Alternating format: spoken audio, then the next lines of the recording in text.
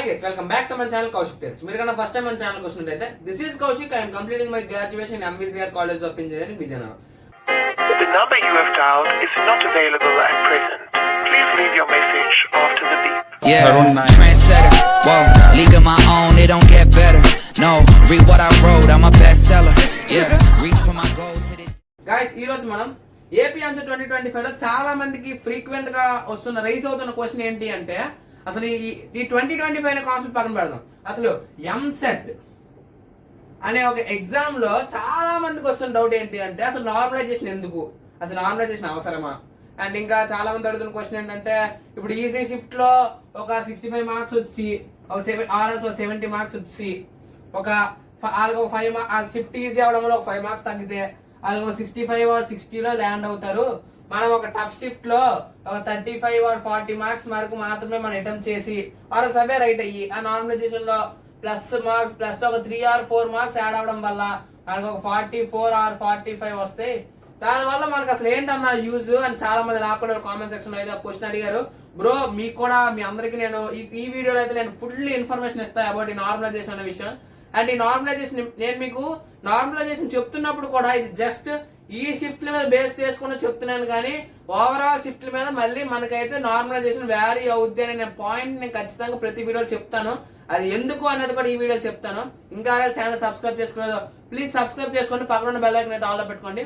So that నేను ఇలాంటి informative videos based on EAMCET గురించి అయితే చెప్తాను. అండ్ లాస్ట్ లో ఒక బిగ్ సర్ప్రైజ్ కూడా ఉంటుంది, ఆ విషయం కూడా నేను చెప్తాను ఏంటి ఆ సర్ప్రైజ్ అనేది. ఆ సర్ప్రైజ్ యొక్క లింక్ కూడా నేను కింద డిస్క్రిప్షన్ లో ఇస్తాను. మీరు చూడడం వల్ల మీకేంటంటే మీకు ఒక ప్రొడక్షన్ అప్పుడే వేరే వచ్చేస్తుంది అనమాట. ఆ చూడడం వల్ల మీకు ఒక ధైర్యం అనేది అయితే వస్తుంది. సో ఇప్పుడు మనమైతే వీడియోలోకి అయితే వెళ్ళిపోదాం. అసలు ఈ నార్మలైజేషన్ అనే విధానం అసలు మనకి ఎందుకు చేస్తానని అయితే స్టార్ట్ చేద్దాం. ఫస్ట్ ఆఫ్ ఆల్ ఇప్పుడు మన వీడియోలో కానీ వస్తే అసలు ఈ నార్మలైజేషన్ విధానం అసలు ఎందుకు చేస్తారనేది మనం చూద్దాం. ఇప్పుడు ఒక 2 ఫ్రెండ్స్ ఉన్నారు, ఫ్రెండ్ 1 అండ్ ఫ్రెండ్ 2. ఫ్రెండ్ 1 వచ్చేసరికి మనకి ఒక ఎగ్జాంపుల్ ఒక 01/05/2025 షిఫ్ట్ 1 అనేది రాస్తున్నాడు అనుకుందాం. ఫ్రెండ్ 2 సేమ్ డేట్ 01/05/2025 లో షిఫ్ట్ 2 రాస్తున్నాడని చూద్దాం.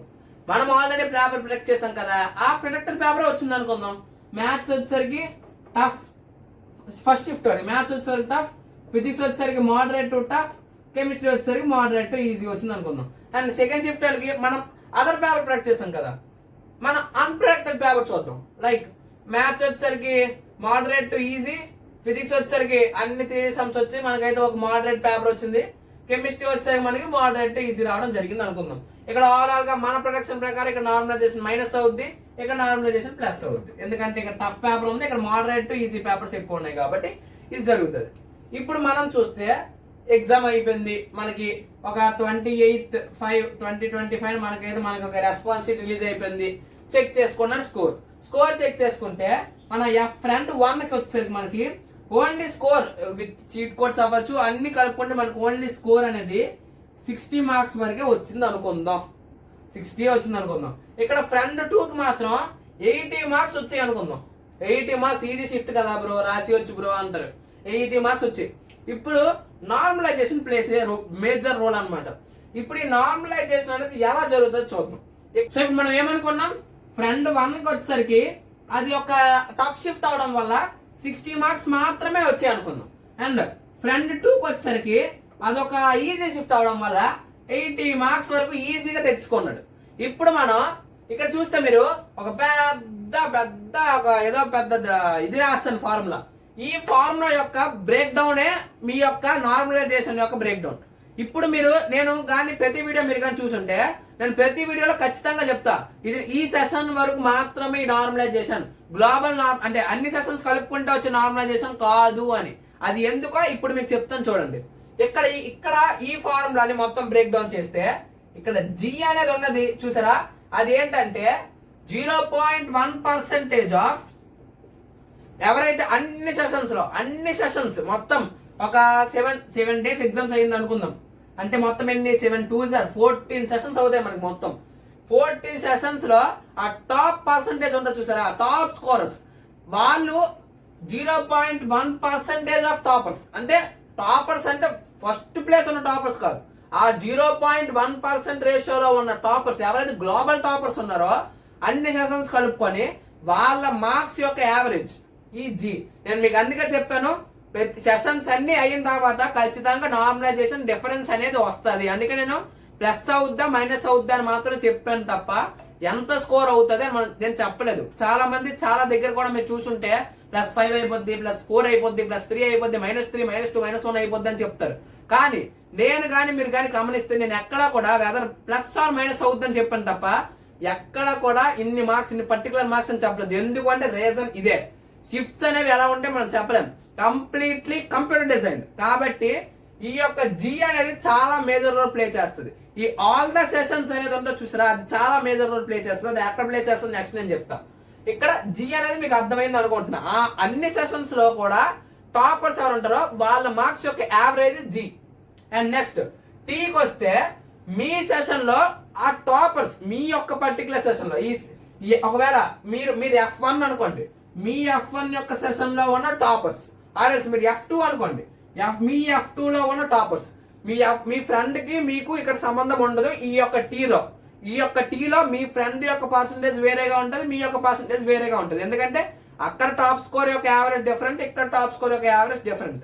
కాబట్టి చెప్తున్నాను చూడండి, ఎక్కడ కూడా నార్మలైజేషన్ పర్టికులర్ గా 5 అని అందరికి కలవు, 4 అని అందరికి కలవు, 3 అని అందరికి కలవు. ఒక్కొక్క షిఫ్ట్ కి ఒక్కొక్క నార్మలైజేషన్ మార్క్, వెదర్ అది మైనస్ అవ్వచ్చు ప్లస్ అవ్వచ్చు, ఒక్కొక్క షిఫ్ట్ కి ఒక్కొక్కటిగా వ్యారీ అవుతూ ఉంటది. ఇక్కడ ఈ టీ అనేది అయితే మీకు అర్థమైంది అనుకుంటున్నాను, మీ సెషన్ లో ఉన్న టాపర్స్ యొక్క యావరేజ్. అండ్ నెక్స్ట్ ఏ వస్తే మీ సెషన్ లో ఉన్న అందరి స్కోర్. మీరు మీ సెషన్ లో ఒక 1 lakh పర్సన్స్ రాశారు అనుకుందాం. ఈ యొక్క 1 lakh మంది యొక్క యావరేజ్ స్కోరే మీకు ఈ యొక్క మీరు డౌట్ అడగచ్చు, ఈ 1 lakh లో మీ యొక్క సెషన్ గ్లోబల్ టాపర్స్ ఉంటారా? ఖచ్చితంగా ఉంటారు. ఇక్కడ ఈ జీ అనేది ఉండదు కానీ టీ అనేది ఉంటది. ఎందుకు అంటే ఎవరి సెషన్ లో ఉన్న 0.1% యావరేజ్ స్కోర్ అంటే మీ సెషన్ లో ఉన్న వాళ్ళ స్కోర్. ఇక్కడ కింద చూస్తే క్యాండిడేట్ యొక్క యావరేజ్ మార్క్స్ అంటే క్యాండిడేట్ సెషన్ లో ఉన్న యావరేజ్ మార్క్స్ అన్నమాట. ఇక్కడ ఈ పర్టికులర్ క్యాండిడేట్ మీ దాంట్లో ఎగ్జామ్ మీ యొక్క సెషన్ లో ఎగ్జామ్ రాసిన వాళ్ళ యొక్క యావరేజ్ అంటే మీ గ్లోబల్ టాపర్ స్కోర్ మీ సెషన్ లోనే రాశారు కాబట్టి వాళ్ళ స్కోర్ కూడా ఖచ్చితంగా యాడ్ అవుతుంది. ఇది ఏమో ఏ. అండ్ నెక్స్ట్ వచ్చి ఎస్ వచ్చేసరికి మీ స్కోర్. అండ్ ఇక్కడ మెయిన్ బ్రేక్ డౌన్. చాలా మందికి వచ్చిన క్వశ్చన్ ఏంటి అంటే నార్మలైజేషన్ ఆఫ్టర్ ఐపీఈ యాడింగా బిఫోరా అంటే ఐపీఈ యాడ్ చేసిన తర్వాత నార్మలైజేషన్ చేస్తారా, ఐపీఈ యాడ్ చెయ్యక ముందే నార్మలైజేషన్ చేస్తారా? ఖచ్చితంగా చెప్తున్నాను, ఐపీఈ యాడ్ చెయ్యక ముందే నార్మలైజేషన్ చేస్తారు. అవుట్ ఆఫ్ 160 మీకు వచ్చిన ఆ వై అనే డిజిట్ మార్క్స్ నే ఇక్కడ ఈ యొక్క ఎస్, మీ యొక్క మార్క్స్ ఎన్నైతే వచ్చాయో ఆ స్కోరే yes.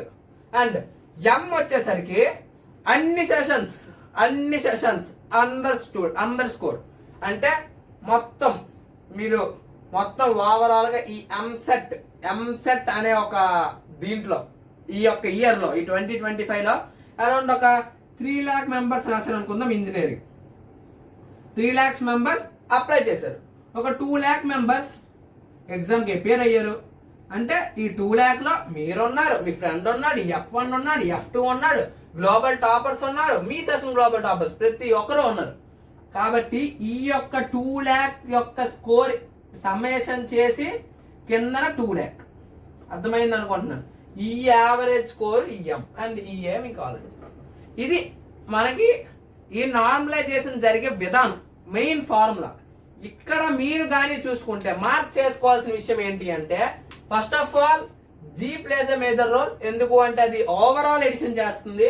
And next M plays a major role because అది డివైడ్ చేస్తుంది. అండ్ మీకు ఇంకో చూసుకుంటే జీ అయిపోయింది, ఎం అయిపోయింది. ఇక్కడ టీ వచ్చేసరికి మీ యొక్క సెషన్ యొక్క యావరేజ్ స్కోర్ అవుద్ది. ఏ వచ్చేసరికి యావరేజ్ సెషన్ మీ యొక్క క్యాండిడేట్స్ అనమాట. ఎస్ వచ్చేసరికి మీ స్కోర్. ఇక్కడ చూసుకుంటే మీరు కానీ G and M plays a very very major role. ఎందుకు అంటే ఇక్కడ ఆల్ సెషన్స్ ఆల్ స్టూడెంట్స్ ప్రతి సెషన్ లో ఉన్న స్కోర్ అనేది యాడ్ చేస్తారు. ప్రతి సెషన్ మళ్ళీ చెప్తున్నాను వినండి, స్కోర్ అనేది మీ యొక్క దాని మీద ఆధారపడి ఉండదు, పేపర్ టఫ్నెస్ మీద ఆధారపడి ఉంటుంది. And second thing, paper toughness విషయానికి వస్తే టఫ్ పేపర్ వస్తే చాలా బాగా అటెంప్ట్ చేయలేము, ఆ విషయం తెలిసిందే. కానీ టఫ్ పేపర్ వచ్చిందంత మాత్రాన మనకి డీలా పడిపోవాల్సిన అవసరం లేదు. ఎందుకు అంటే ఇక్కడ మీరు కానీ చూసుకుంటే ఎడిషన్ డివిజన్ వరకు ఓకే, మీ యొక్క స్కోర్ అనేది మల్టిప్లై అవుతుంది కదా, ఇక్కడ మల్టిప్లికేషన్ జరుగుతోంది, ఇక్కడ డివిజన్ హాఫ్ అయింది, మల్టిప్లికేషన్ డబుల్ అయింది. మల్టిప్లికేషన్ అనేది జరుగుతుంది కాబట్టి భయపడాల్సిన అవసరం దేనికి, భయపడాల్సిన అవసరం ఏమీ లేదు. అండ్ చాలా మంది అడుగుతున్న క్వశ్చన్ టఫ్ పేపర్లో 65 ఐటమ్స్ అంటే అంత రావు కదా అంటే, అండ్ సి ఇక్కడ మనకి నార్మలైజేషన్ ఎందుకు చేస్తున్నారు అంటే ఆ ఈజీ షిఫ్ట్ ని ఆ టఫ్ షిఫ్ట్ ని బ్యాలెన్స్ చేయడానికి. కాబట్టి వాళ్ళకి తెలుసు టఫ్ షిఫ్ట్ అయితే మనం అంత అటెంప్ట్ చేయలేము అని. కాబట్టి టఫ్ షిఫ్ట్ అయినప్పుడు మీరు కానీ గమనిస్తే పర్టికులర్ గా ఈ విషయం, ఇది ఒక చీట్ కోడ్ అనమాట. చాలా మంది చెప్పరు ఏంటి అంటే ఓవరాల్ గా ఎప్పుడు టఫ్ ఉండదు పేపర్, ఓవరాల్ నార్మలైజేషన్ కూడా టఫ్ చేయరు. అండ్ లైక్ నార్మలైజేషన్ అనేది ఓవరాల్ పేపర్ మీద ఎప్పుడు చేయరు, సబ్జెక్ట్ వైజ్ గా చేస్తారు మాక్సిమం. అది ఎందుకంటే చెప్తున్నాను ఈ మాట, మ్యాథమెటిక్స్ టఫ్ రావచ్చు, ఫిజిక్స్ ఈజీ రావచ్చు, కెమిస్ట్రీ టఫ్ రావచ్చు. ఇక్కడ ఒక ఈజీ వచ్చిందని చెప్పి మార్క్స్ తగ్గించారు కదా, ఎందుకంటే ఇక్కడ ఆల్రెడీ 2 పేపర్స్ అనేవి టఫ్ వచ్చాయి. అండ్ సిమిలర్లీ మ్యాథమెటిక్స్ ఈజీ రావచ్చు, కెమిస్ట్రీ ఈజీ రావచ్చు, ఫిజిక్స్ టఫ్ రావచ్చు. ఈ యొక్క 2 ఈజీ వచ్చాయని చెప్పి తగ్గించినారు కదా, ఎందుకంటే టఫ్ బ్రో 40 పోతాయి అనుకుందాం. టఫ్ అంత టఫ్ ఇచ్చాడు పేపర్, 40 పోయాయి అనుకుందాం, అప్పుడు ఎలా? కాబట్టి ఒకటి గుర్తుపెట్టుకోండి, డైరెక్ట్ గా అవుట్ ఆఫ్ 160కి వేసినా కూడా మీ యొక్క ర్యాంకింగ్ ఆర్డర్ అనేది అయితే ఖచ్చితంగా ఉంటది. That is based on IPE. ఇక్కడ ఐపీఈ మీకు చాలా మేజర్ రోల్ ప్లే చేస్తుంది. ఎందుకు చెప్తున్నాను అంటే చిన్న ఎగ్జాంపుల్, మీకు ఒక 20 ఆర్ 21 దగ్గర ఒక 21 ప్లస్ అనుకుందాం, మీ యొక్క ఏదైతే 25% ఆఫ్ స్కోర్ మీకు 21 ప్లస్ దాటుతుంది అంటే మీ ఫస్ట్ ప్రిఫరెన్స్ మీ ఐపీఈకే ఇస్తారు మీ యొక్క ర్యాంకింగ్ లో. అండ్ సెకండ్ ప్రిఫరెన్స్ వచ్చేసరికి మీ యొక్క ఎంసెట్ ఎగ్జామ్ లో మ్యాథమెటిక్స్ స్కోర్ మీద ఎక్కువ బేస్ అయ్యి ఉంటుంది. ఇది చెప్తున్నా ఎందుకంటే మ్యాథమెటిక్స్ అనేది కొంచెం లెంతీ పేపర్, 80 మార్క్స్ బిట్స్, అంటే 80 మార్క్స్ ఎగ్జామ్ రాస్తున్నారు అంటే మీరు ఒక ఐపీఈ ఎగ్జామ్ రాస్తున్నారు. ఐపీ 75కి ఒక మ్యాథమెటిక్స్ పేపర్, దానికి 5 మార్క్స్ ఎక్స్ట్రాగా మీరు రాస్తున్నారు. And which includes of all the maths. గుర్తుపెట్టుకోండి, 1A 1B 2A 2B మొత్తం 4 మ్యాథమెటిక్స్ అయితే కవర్ అవుతున్నాయి. అండ్ ఒక మ్యాథమెటిక్స్ ఐపీఈ పేపర్ కంటే 5 మార్క్స్ అడిషనల్ గా రాస్తున్నారు. కాబట్టి అదే మన సెకండ్ ప్రిఫరెన్స్. ఎంసెట్ మ్యాథ్స్ మన సెకండ్ ప్రిఫరెన్స్. థర్డ్ వచ్చేసరికి ఫిజిక్స్, ఫోర్త్ వచ్చేసరికి కెమిస్ట్రీ, అండ్ ఫైనల్ గా ఫిఫ్త్ వచ్చేసరికి డేట్ ఆఫ్ బర్త్. ఇది చాలా మంది తెలియని విషయం ఏంటి అంటే ఇఫ్ మీకు మీ పక్కన ఇది అంత వ్యారీ అవ్వదు, బట్ చెప్పాలి కాబట్టి చెప్తున్నాను. ఇఫ్ మీరున్నారు ఇప్పుడు సింపుల్ ఎగ్జాంపుల్, ఫ్రంట్ 1 ఫ్రంట్ 2 ఉన్నారు. ఫ్రంట్ 1 పుట్టిన డేట్ వచ్చేసరికి మనకి 01/01/2006 అనుకుందాం. ఫ్రంట్ 2 పుట్టిన డేట్ వచ్చేసరికి మళ్ళీ సేమ్ 01/01/2007. 1 ఇయర్ చిన్న అయినా సరే వీళ్ళిద్దరికి సేమ్ మార్క్స్ వచ్చాయి అనుకుందాం, 80 సేమ్ రోజు ఎగ్జామ్ రాస్తారు అనుకుందాం. 1/1/25 1/1/25 రెండరు same day, shift 1 same marks. Maths లో ఇది అసలు ఒక 0.001% ప్రాబిలిటీ అప్పుడు ఈ యొక్క డేట్ ఆఫ్ బర్త్ అనేది అవుద్ది. ఏంటి అంటే మ్యాథమెటిక్స్ లో ఇద్దరికి 45, ఫిజిక్స్ లో ఇద్దరికి కూడా నేను 80 కంటూ సమేషన్ చేసి చెప్పట్లేదు, జస్ట్ చెప్తున్నాను. ఇద్దరికి ఒక 15, కెమిస్ట్రీ ఇద్దరికి ఒక 20 వచ్చి అనుకుందాం. వచ్చింది వెళ్ళిగా 40 80 వచ్చి ఇద్దరికి same as it is. Maths physics chemistry చూసి రాస్తారు బ్రో అంటారేమో. ఇతను ఏ అనే సెంటర్ లో రాశారు, ఇక్కడ బి అనే సెంటర్ రాశారు, ఓకే కదా. అయితే సేమ్ వచ్చినప్పుడు ఎవరికైతే ఏజ్ కొంచెం ఎక్కువ ఉందో, కొంచెం లైట్ గా 1 డే 1 సెకండ్ ఎక్కువ ఉన్నా వాళ్ళకి కొంచెం తక్కువ ర్యాంక్ ఇస్తారనమాట. ఇది మీకు చాలా మంది బ్రో అదేంటి బ్రో అన్ఫేర్ బ్రో అంటారు. And most of the competitive exams అలాగే జరుగుతుంది. లైక్ ఐబీపీఎస్ అవ్వచ్చు, ఆర్ఆర్బి అవ్వచ్చు, ఎస్ఎస్సి అవ్వచ్చు, ఏదైనా కూడా ఇక్కడ ఏజ్ అనేది చాలా పోస్టల్ కూడా అవ్వచ్చు, ఇండియన్ పోస్ట్ ఏదైనా కూడా సరే మీకు మాక్సిమం జరిగేది ఈ డేట్ ఆఫ్ బర్త్ కన్ఫ్యూజనే. ఇది మనకి అంతగా వ్యాల్యూ చూపించదు. ఎప్పుడు జరుగుతుంది ఇలాగా, ఎప్పుడో జరుగుతుంది. అదేదో నాట్ 1% అంత వ్యాల్యూ చూపించదు. మాక్సిమం మీకు ర్యాంక్ వేరియేషన్ కూడా మహా అయితే ఒక 100లో ఉంటుంది, అంతకు మించి పెద్ద వేరియేషన్ ఏమి ఉండదు. అండ్ ఇక్కడ మనం అవుట్ ఆఫ్ ద టాపిక్ వచ్చేమో. అండ్ టాపిక్ లోకి వెళ్తే మనకి బ్రో అంత మార్క్స్ స్కోర్ చేయలేం కదా టఫ్ పేపర్ లో అంటే, అక్కడ మీ ఐపీ మార్క్స్ అనేవి చాలా డిఫరెన్స్ చూపిస్తాయి. అండ్ ఈజీ షిఫ్ట్ వాళ్ళకి ఖచ్చితంగా చెప్తున్నాను, ఎన్ని మార్క్స్ వచ్చినా సరే వాళ్ళ ర్యాంక్ వచ్చేసరికి 20K, ఒక బాగా ఎక్కువ వస్తే ఒక 15K వరకు వెళ్తుంది. అదే కానీ మీరు టఫ్ పేపర్లో 60-65 బిట్స్ పెట్టినా సరే మీకు 10K 12K వరకు వెళ్ళిపోయే ఛాన్స్ ఉంది. That is the power of normalisation. Normalisation ఎప్పుడు తీసిపోయకండి, అది మీ స్కోర్ని ఎప్పుడైనా డబల్ ఇంక్రీజ్ చేస్తుంది తప్ప తగ్గించడానికి ట్రై చేయదు. అండ్ మీ ఐపీ స్కోర్ కూడా యాడ్ అవుతుందని ఖచ్చితంగా క్లారిఫై అయితే నేను మీకు ఆల్రెడీ కమ్యూనిటీ ట్యాబ్లో చెప్పాను, ఐపీ స్కోర్ ఖచ్చితంగా యాడ్ అవుతుందని. అండ్ ఇంకా చాలా మంది అడుగుతున్న డౌట్స్ ఏంటి అంటే, మీరు నార్మలైజేషన్ గురించి అడిగారు, నేను నార్మలైజేషన్ గురించి చెప్పాను. ఇంకా ఇప్పుడు నేను మళ్ళీ చెప్తున్నాను, ఇంకా ఛానల్ సబ్స్క్రైబ్ చేసుకోవాలి, ప్లీజ్ సబ్స్క్రైబ్ చేసుకుని పక్కన బెల్ ఐకాన్ అయితే ఆల్లో పెట్టుకోండి. సో దట్ నేను చేసిన వీడియో ఫాస్ట్గా అయితే వస్తాయి. అండ్ చాలా ఫాస్ట్గా సబ్స్క్రిప్షన్స్ కూడా చేస్తున్నారు, బికాజ్ నా కంటెంట్ మీకు నచ్చింది అనుకుంటున్నాను. మీ సబ్స్క్రిప్షన్కి మీకు నేను వేస్ట్ అనుకోకుండా నేను ప్రతిరోజు ఒక కొత్త కంటెంట్ ఇస్తున్నాను. ఇవాళ వీడియో కొంచెం లేట్ అయితే అవుద్ది, బికాజ్ కొంచెం వెదర్ కండిషన్స్ అయితే ఇక్కడ మార్పిస్తాం మా టౌన్లో బాగాలేవు, కాబట్టి నేను కొంచెం ఈ నెట్వర్క్ ఇష్యూ కొంచెం ఉండడం వల్ల వీడియో కొంచెం డిలే అయితే అయింది. బట్ ఖచ్చితంగా ఈరోజు అప్లోడ్ చేస్తాను, అది రాత్రి 12 అయినా. అండ్ నెక్స్ట్ థింగ్ వచ్చేసరికి ఏంటి అంటే, ఈ స్కోర్ నేను మీకు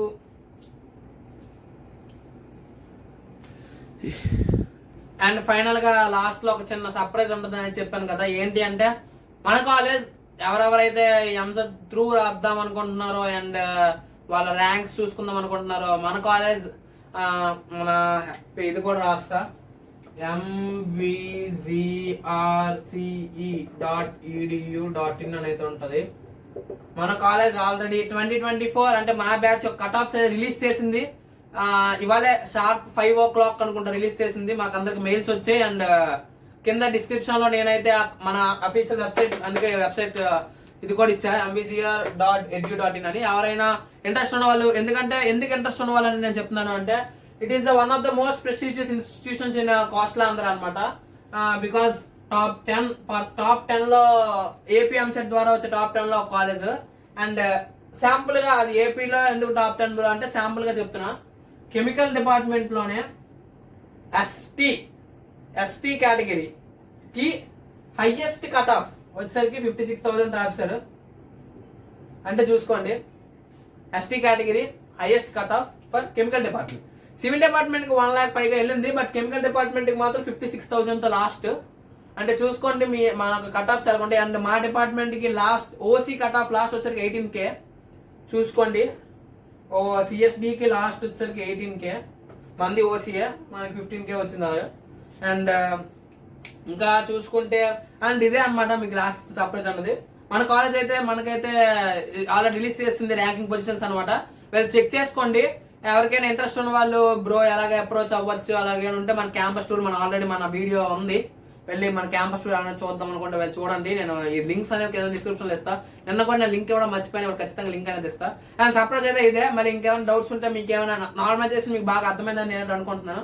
ఇది ఎంసెట్ కి అంత యూజ్ ఉండదు మీకు, అంటే మీ ప్రిపరేషన్ కి కానీ దేనికి అంత యూజ్ ఉండకపోవచ్చు. బట్ మీ ఒక ఫార్మాట్ రాస్తున్నారు కాబట్టి ఆ ఫార్మాట్ గురించి మీకు తెలియాలి. ఫుల్గా తెలిస్తేనే ఆ ఫార్మాట్ మీరు అట్లీస్ట్ మీరు ఫార్మాట్ క్రాక్ చేయక్కర్లేదు, ఆ ఎగ్జామ్ క్రాక్ చేయగలరు.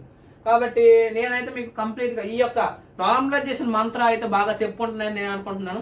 అండ్ లాస్ట్లో ఇంకోసారి ఇంకా ఛానల్ సబ్స్క్రైబ్ చేసుకోలేదు, ప్లీజ్ సబ్స్క్రైబ్ చేసుకుని పక్కన బెల్ ఐకాన్ అయితే ఆల్లో పెట్టుకోండి. నేను చేసిన కంటెంట్ మీ ఫోన్లోకి ఫాస్ట్గా వచ్చేస్తే ఈ వీడియోకి తింటే మళ్ళీ నెక్స్ట్ వీడియో కలుద్దాం. అంతవరకు సెలవు, జై హింద్.